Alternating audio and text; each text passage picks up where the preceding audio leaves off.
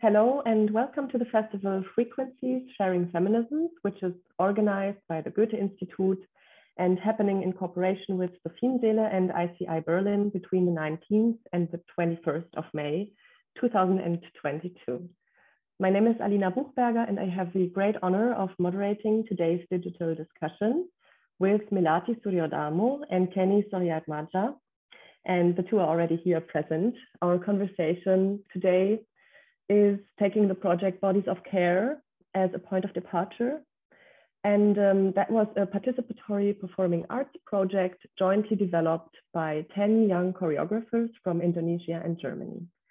And we will then hopefully get talking, and the discussion might lead us to going deeper into questions about gestures of care, about choreography and community in times of the pandemic, and of course about artistic feminist practice, which we're all here in this festival to exchange about. And so before we start, I would really like to briefly introduce our two guests today, starting with Melati Suryodarmo, who is an interdisciplinary artist born in 1969 in Surakarta in Indonesia, and whose durational performance work is often described as very physically demanding and touching questions of the body and its relation to its environment. Melati has performed and exhibited throughout Europe, Asia, and North America. She graduated in Bandung with a degree in international relations before moving to Germany. And she has lived here for 20 years, studying and working in performance art, amongst others also with Marina Abramovic and a couple of other renowned performance artists. She later returned to Indonesia and founded Undisclosed Territory, which is an annual festival for performance art. She is also the founder of Studio Plesungan, which she decided to open in 2012 in order to support other artists who don't have a space. So it's actually her own studio space where she works, and simultaneously also a space to share with others, encouraging them to engage artistically with politics and also with the situation in the country. In 2017, she served as artistic director for the Jakarta Biennale, and Melati Suryodarmo is also winner of the 2022 Bonifanten Award for Contemporary Art, which will be accompanied by a solo exhibition at the museum in Maastricht. So that is something we're all looking forward to. And Bodies of Care was developed together with Melati Suryodarmo at the German performance collective Ligna. As mentors, these artists all worked closely with the choreographers during the whole production process. And so I'm very happy to welcome you today to this discussion. Hello, Melati. Hello, Alina. Hello, everyone. Thank you. I will directly go on and present our second guest today, who is Keni Soeriaatmadja. Keni is a performing arts and a producer and a curator. She started her experience in the arts as a traditional dancer since very early age, and then completed later her study in visual art and anthropology in Bandung in Indonesia. Awarded with the Ganesha Prize in 2002, she received an opportunity to attend a museology short course at the Amsterdam School of the Arts. Then, through Kelola Foundation grants, she established the Sasi Kirana Choreo Lab and Dance Camp in 2015, which is a development platform for young contemporary dancers and choreographers in Indonesia. And every year, around 22 young dancers and choreographers train there, gather there, and are during that time mentored by internationally known dance professionals. And they are there to develop their skills and also conceptual thinking, their own creations, and also give public work in progress presentations then after this process. And in 2020, Sasi Kirana Choreo Lab produced Dokumentari, which is an autobiographical narratives web database for Indonesian dancers, for providing lots of visibility to different parcours and professional practices in the dance and choreographic field. And Bodies of Care is produced in partnership between the Goethe-Institut Indonesia and Sasi Kirana Choreo Lab and Dance Camp. This is why it's a big honor, Keni, as the co-founder, to have you here today with us in the discussion. Hello. Hi, Alina. Hi, Melati. Hi, everyone. It's a real honor to be part of this discussion. Thank you. So I think to kick off the conversation, it would be great to invite our audience a little bit into the Bodies of Care project, which is why we want to screen a really short video about the process, that we can get some visual impressions also. And then afterwards, we will start discussing this project. So here we go with the video.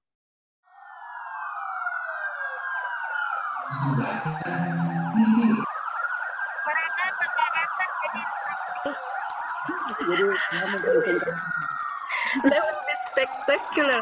So Ilham wants to do on the river with the boat and mulailah bergerak dengan mengikuti musik tanpa kehilangan kontak mata dengan pasangan Anda. Now that your skin is awake, it is ready to discover other skins, to connect physically with them. Indah dan bersih. How do you express gratitude?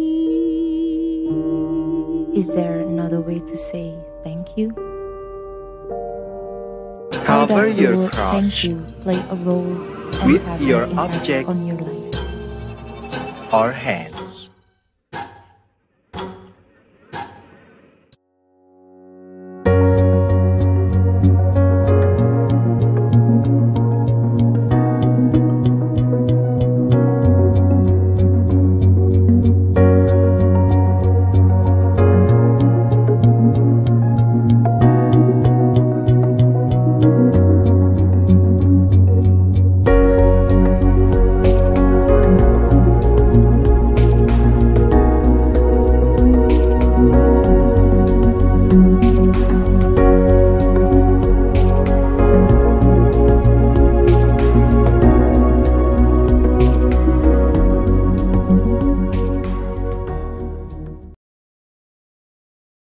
Thank you very much.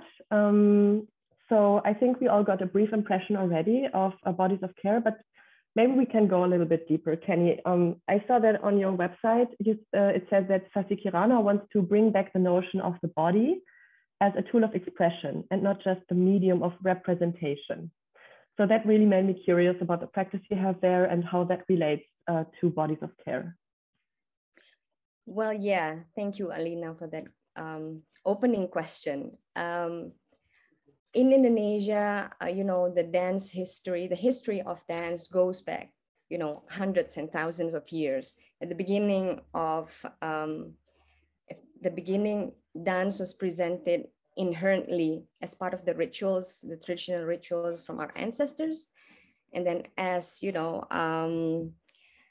the world goes round, it functions in different roles. And we identify a lot of time that traditional dance in Indonesia is being presented as a medium of cultural diplomatic by the nation. And so the development of the dance in Indonesia is very much, as a representation. It represents something else. It doesn't represent the body or the dance itself. So I think we want in Sasi Kirana, we want to break down all these roles and all these meanings that are embodied in the word dance itself, and try to find different spectrums on how you want to use dance and how we want to activate it in the society in general. Because, I have to be honest that contemporary dance, for example, it's still very elite in Indonesia. Not a lot of people can see it. There aren't many festivals, venues, or events that we can meet to discuss contemporary dance. But there are many other spectrums of dance or performing arts that are, very much connected to the society and the work with the community. And this is Sasi Kirana is a space that we want to feel safe to talk about it. I think that's probably how I want to present ourselves as a community. And of course, also, I think relating it to Bodies of Care, we realized at the start of pandemic, it's a terrible time for performing arts in Indonesia. You know, theaters are closed, venues are closed, programs, we don't have any programs. And we did a survey to around 150 members of our community, and that's throughout Indonesia. You know, it's not in 17,000 islands, but we have quite a few people from different parts of Indonesia, from west to eastern part of Indonesia. And we found out that around 85% of them had to move to different sector to, you know, to pay the bills. And so, meaning that performing arts cannot really support their life. And then we started to question what's, you know, what can we do about it? And what's wrong with performing arts in Indonesia? And that's why we started documentary, because we want to hear different stories, because maybe what we hear all this time is actually still very centralized. There's a lot of centralization actually in Indonesia as well in the development of the arts. We see Java very much in control of what's going on in other parts of Indonesia. But we know there are activists and artists in different parts who actually have their very specific role with their specific community. And that's what we want to hear. And that's why we created documentary. And in Bodies of Care, when we met with Goethe-Institut, we were very grateful to have the opportunity to, you know, start questioning not only about performing arts, but also how we embody the act of caring. And if the body is said as a collective of wounds, that traumas are imprinted in our bodies, does it also imprinted love and care? And how much does our culture and politics construct or influence the gesture of carings? Yeah, that's probably how we started the project. Oh, thank you so much. Yeah, that's amazing. I think the last comment was especially impressive for me, to speak about the body also like as a medium of remembering trauma, but also gestures of care and love. Melati, do you want to comment on the project from your artistic perspective? You were also mentoring a lot of the young choreographers. Maybe you want to add something?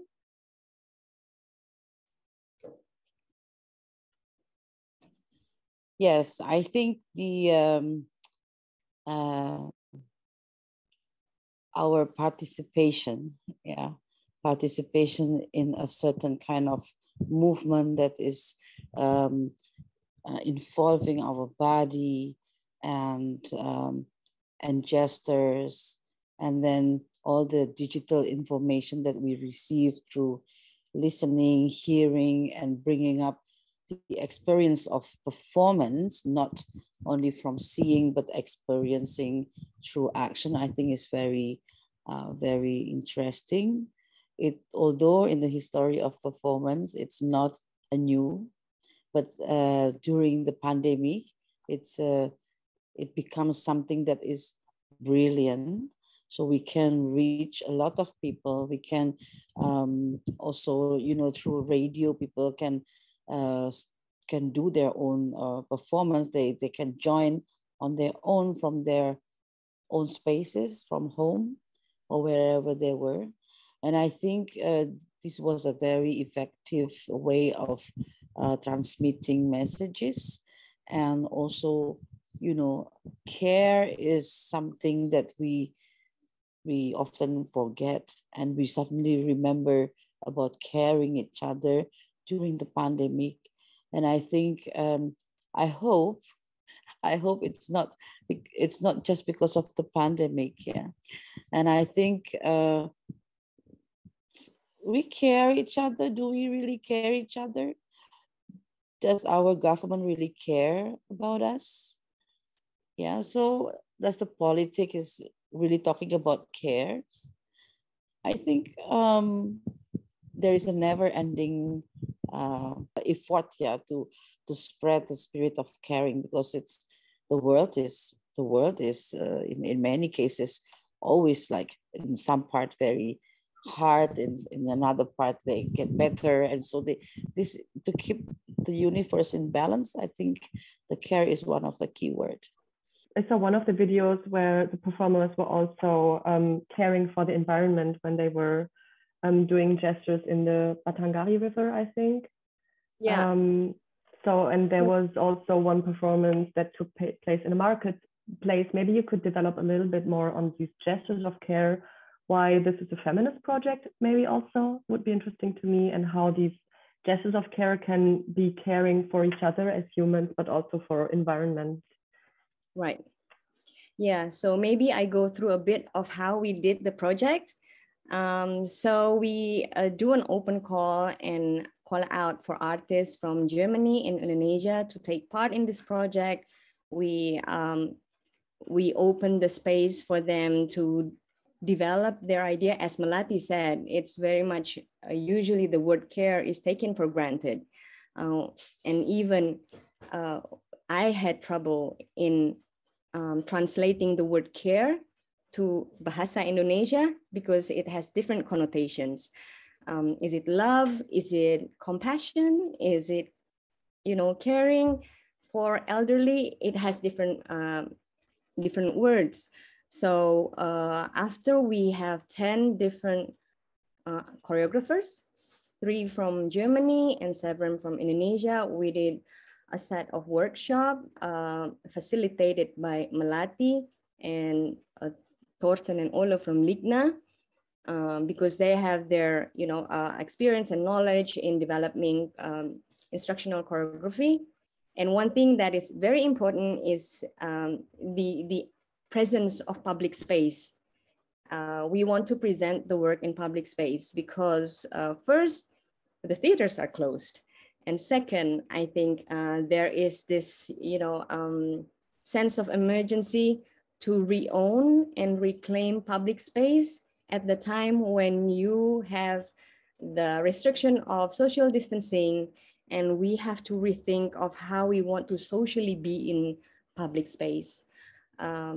So this set of workshop gives us a lot of experience in working in different posts digitally and analog, because we were not very familiar of doing an artistic workshop project online fully 100% in 2 different countries with artists who don't know each other. And we also want to practice the caring, the act of caring during the workshop, because we know the artists have different kinds of experience and backgrounds, and also the ability to speak English. It was excitingly challenging, and we take the challenge. And so Melati and Ligna and Ola and Thorsten gave the opportunity for the artists to develop and bring out their issue, the issue that they are interested in. And so we came with 10 different issues from different artists. And then the next homework is, how do we want to put them together? Do we want to put it as a one whole project, or people want to group out?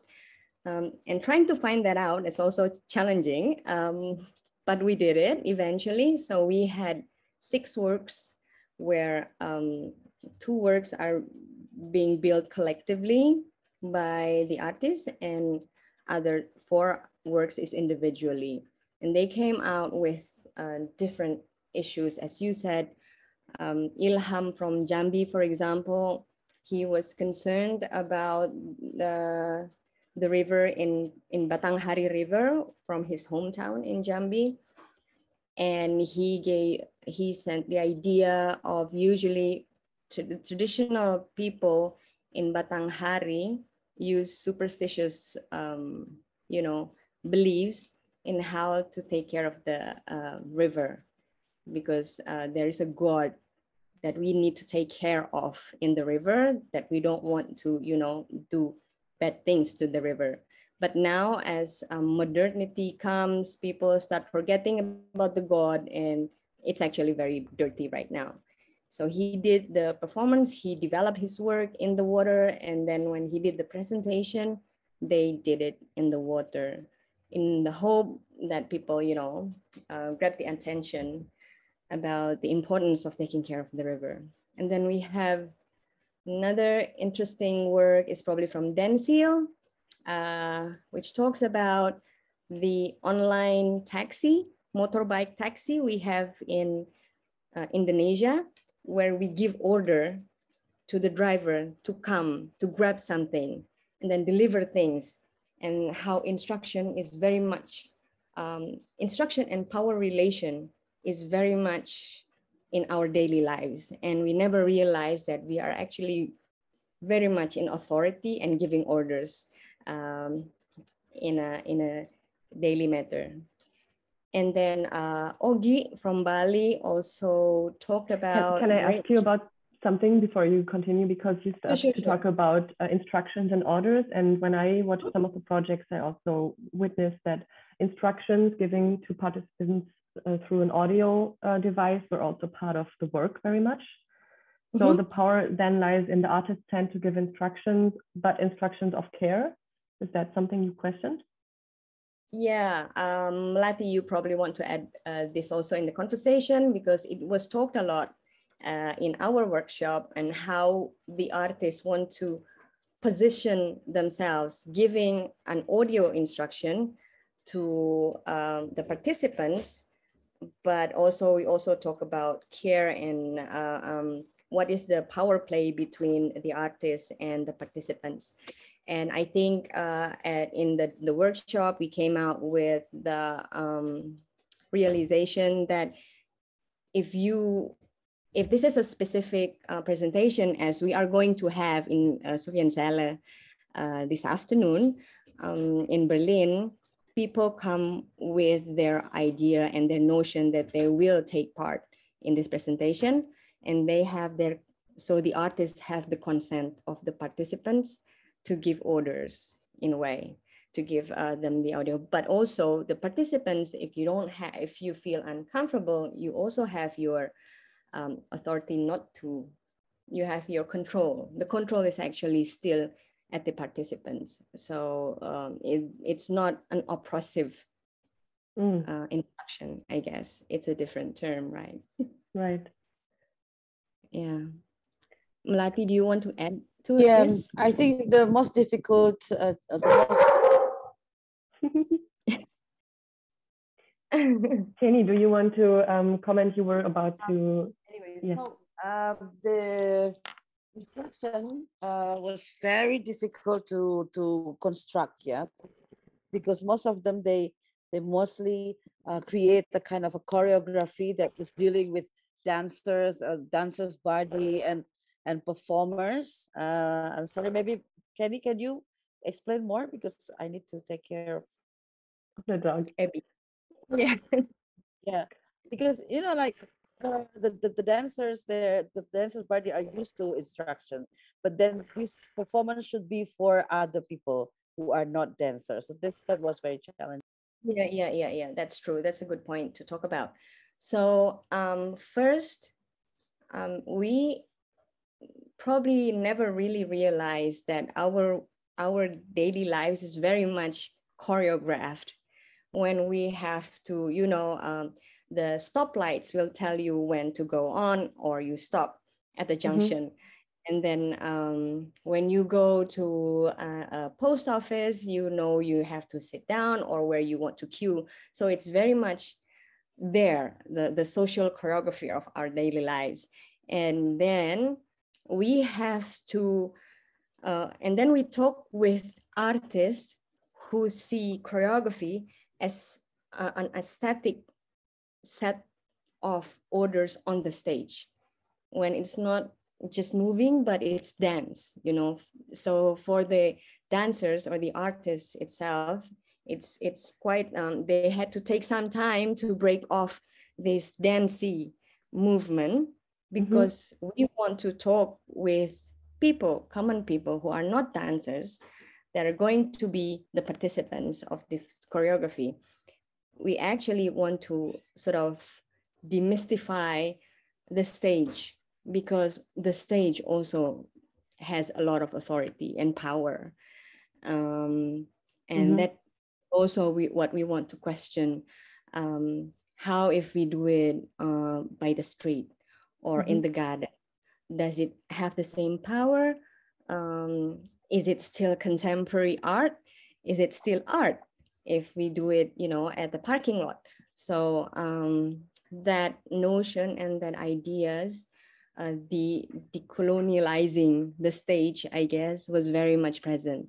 Then, of course, because we want to speak with non-dancers, participants, it took some time for us to, calibrate to that stage, to that level, and then the artists will they have to write down some instructions that are quite flowy with another. So participants or the audience at home, when you come and be part of this presentation, you will come and then you will hear an audio instructions where they will ask you to, to do some movements. There aren't anything provocative actually with the movement, but I hope it brings some notion of the issue that the artists are trying to bring up. I think, Melati, maybe you're back with us. So sorry, I moved place, so okay. Problem.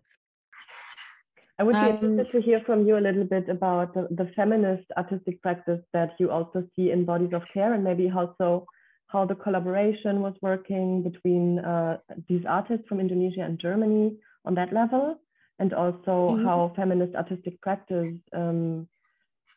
manifests in the project, but also generally how you feel about this in this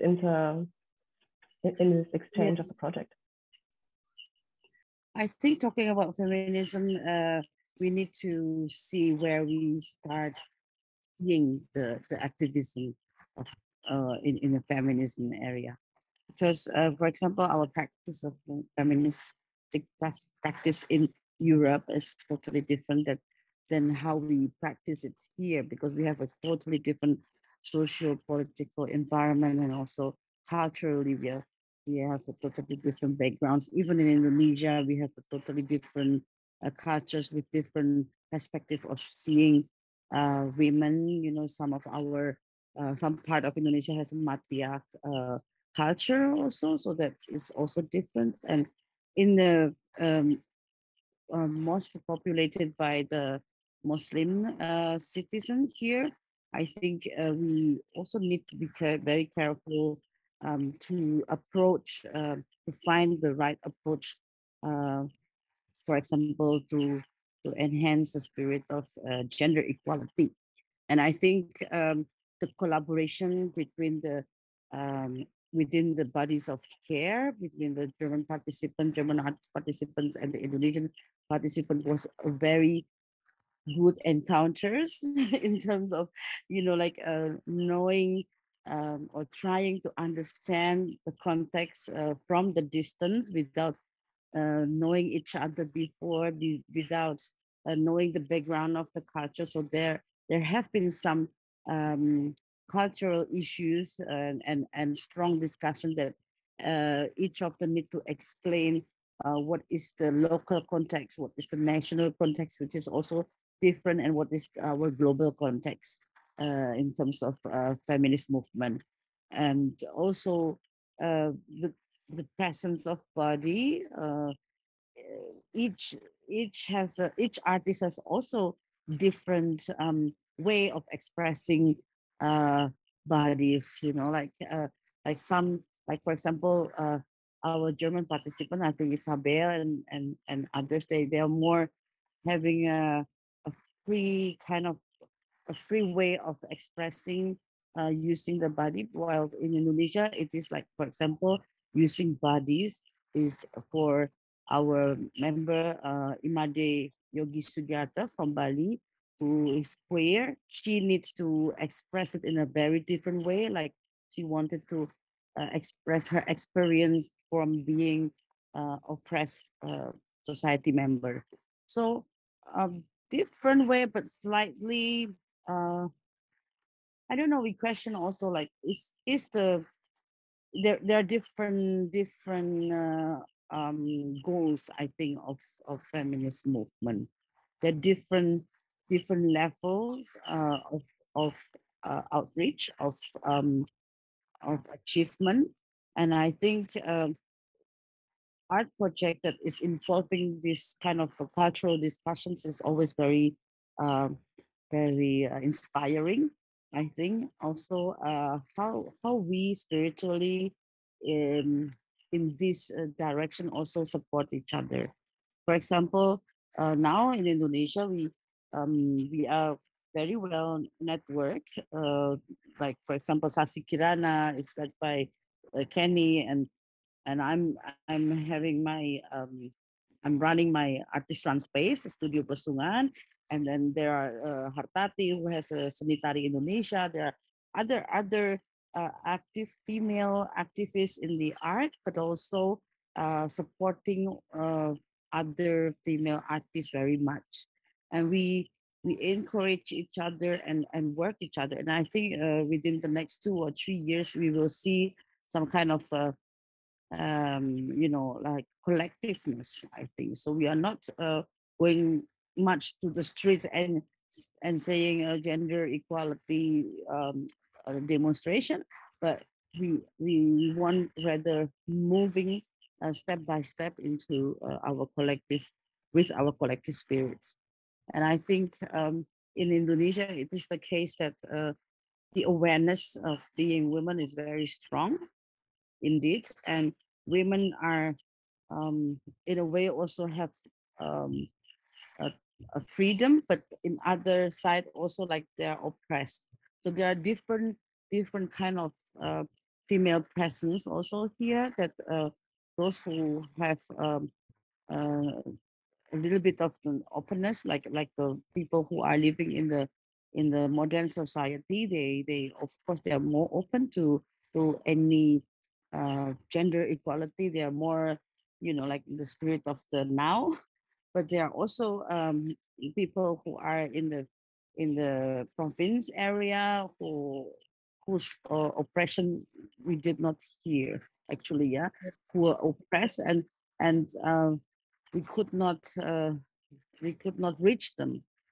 But some NGOs in the villages or in the province area in the East Indonesia, they start uh, having like a protection to women who are like being uh, having a domestic problem, and so I think it's a complex practice, but the art is wanting to embrace this issue, and that is very important.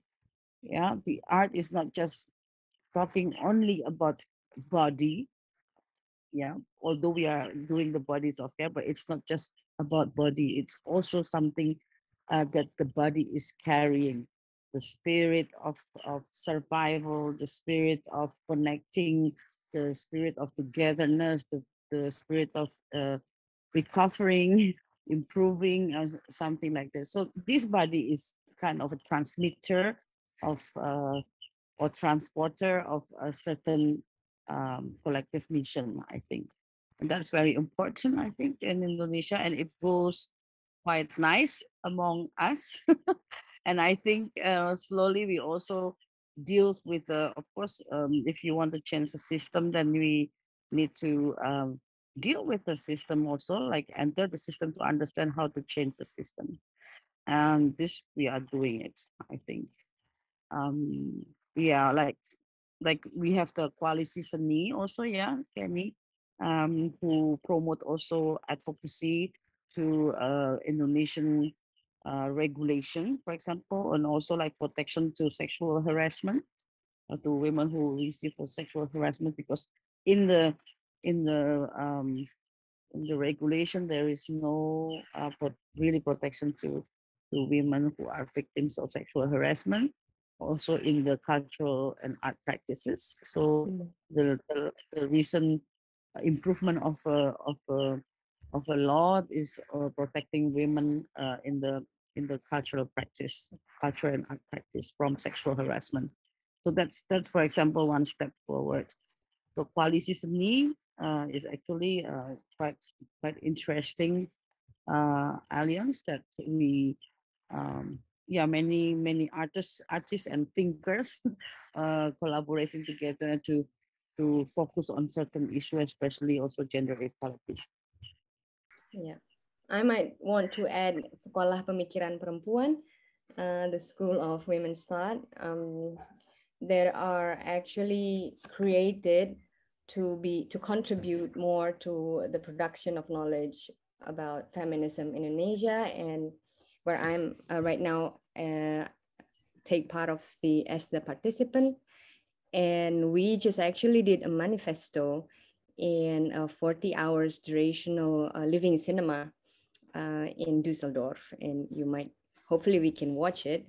And it actually gathers art activists and cultural activists. So it's like a school.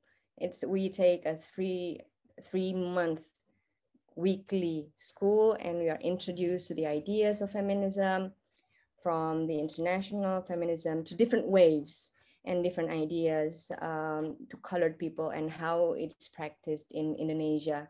And it's being hosted by Lisa Bona Rahman and Intan Paramadita right now. But I think what is interesting here, that the school actually sees the potential of women's artists from different parts. So it's interconnected. It has this archipelagic notion that we come from different parts, and it's called actually what Intan said. It's a trans-archipelagic decolonial feminist trajectory that we have in Indonesia, because we have so many different movements, different waves. We have Muslim feminists, we have traditional feminists, we have artist feminists. And I think the acknowledgement to these different movements is also important, because, you know, we respect pluralism, and it's very much alive in Indonesia. So, and if I could point out some gestures that we have in bodies of care in relation to feminism, I guess at least we have 3 things. First is that all the works are archived in a documentary that you can watch or read in our website, documentary.org. It has the live narratives, the written essay, and the videos of the works. So we try to be actively contributing to the production of knowledge and interfere the erasure of women's work and roles.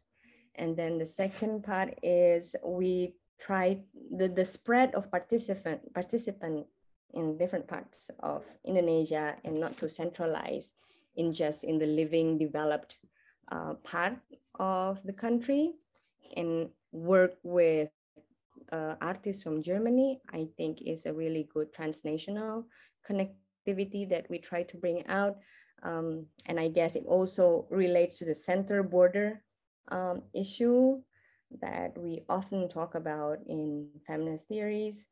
And the last but not least, I guess, the ideas to reclaim public sphere and to re-question the power of the stage and gatekeeping of the arts is also something that was very valuable in our conversations throughout the workshop. And yeah, there's a lot of interference to to interesting issues, not to mention all 10 issues that are actually very powerful from different artists. Yes, what I found interesting when I saw the documentation and now listening to you speak as well, and I found one quote by Melati that says, talking about politics, society, or psychology makes no sense to me if the nerves are not able to digest the information.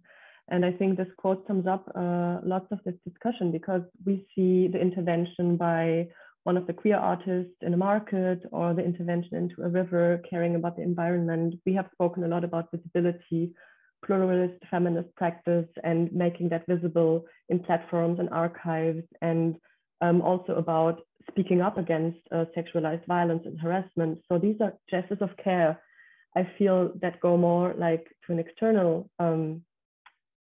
let's say, level.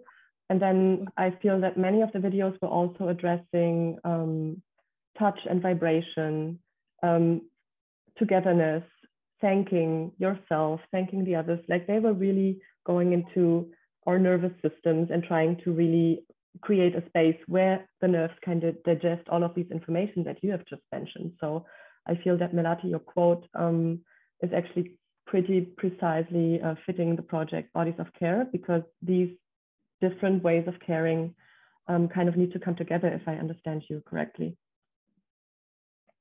You want to comment on this? Yes, I think also we, as an artist, for example, many artists also starting from their personal experience, and from this body as the complete home, actually, our nomad body, like we can define any home for us, but the body is the most solid home. And from this home, we are seeing uh, the universe, we are seeing our surrounding, we are putting often that we are in the center of opening our perspective to see things. But sometimes uh, we we made some failures because of that, because our own experience is not always something that is connecting with other person's experience and other people experience. So there must be something that is um, collectively should be connected. To find this language, I think how we connect each other, then to understand, okay, you are seeing these things differently than I do see this, and they are seeing this situation differently than we are seeing this, and this kind of uh, project make it possible to exchange this digesting, the process of digesting. And I think in anyhow in the artworks, we need to have this kind of sense of communicating our process of digesting. It's very personal, but in a way it is something that we can contribute to the society, to each other. Yeah, I think that that is how it works. Individually, artists uh, cannot be really, like if an artist is very much centered to herself or to himself, I think the word become too small. And I think if like the way we of exchanging, the process of seeing and understanding, I think that true art, yeah, true art making and true art presentation, I think it should be carrying us into a further um, knowledge, probably, or understanding. Yeah. I think we need to stop soon, but I wanted to really get to one more point that we haven't even discussed that much, which is these really intense gestures of care that we have been describing a little bit. How do they work digitally? Did you have the feeling that this digital medium of choreographic and artistic production has actually offered this space for the nervous systems and this care for each other? Or was it difficult, or did it open up new opportunities, territory, borders, crossing, access wise? What do you think about this digital art production? I think the digital art production is part of our advanced technological world, or advanced technology world, and even like now, I think the even in a smaller town in Indonesia, you can watch our performance through the live streaming in the mobile from the mobile phone, which was in like maybe like 11 or 12 years ago was still very difficult, right? So, but um, the digital media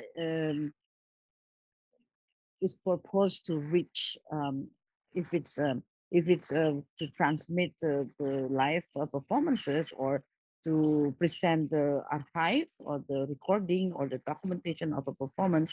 I think it makes the circulations of messages even reaching a broader audience, and thus a broader knowledge should be reached, you know. And I think uh, this this spreading activities in the art context, I think it's very interesting.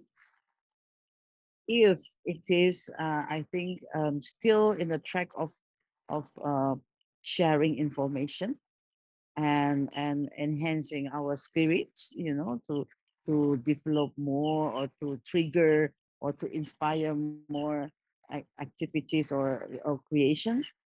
But yeah, but the danger of it also, like the other side, you know, like for example the capitalization of product of digital art. So I think we cannot avoid this all the monetizing process of digital transmitting the art, but we think the other way is very useful, like to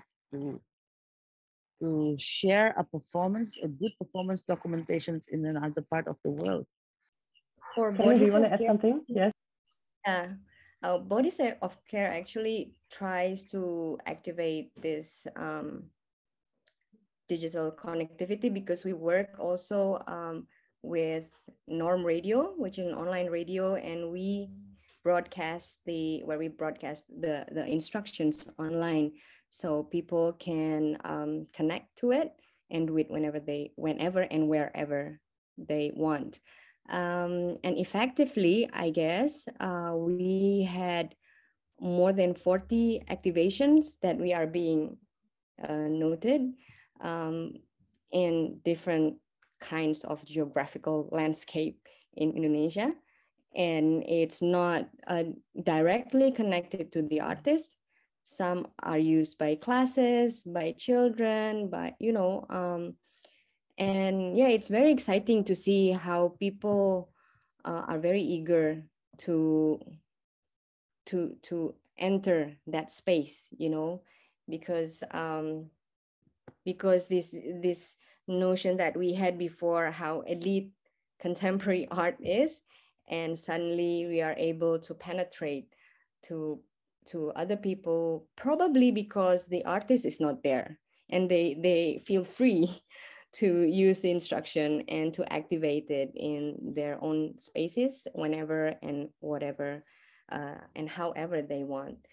I agree. I think that it's a very interesting attempt to create gestures of care across geographical borders, disciplines, and also professional and non-professional practice of care in a choreographic sense. So I thank you very much to have given us, both of you, some insight into this project, but not only this project, but also your views on a feminist artistic practice in your personal professional life and on a more political feminist scale. I think we've learned so much from you. Thank you, Milati Suryodarmo and Keni Soeriaatmadja, for having taken the time to speak to us. And I'm looking very much forward to seeing your further projects and discovering all of the platforms that you will establish still in the future. Thank you so much. Thank you, Alina. Yeah, it's lovely to be here, and I hope you enjoyed the presentation in Berlin.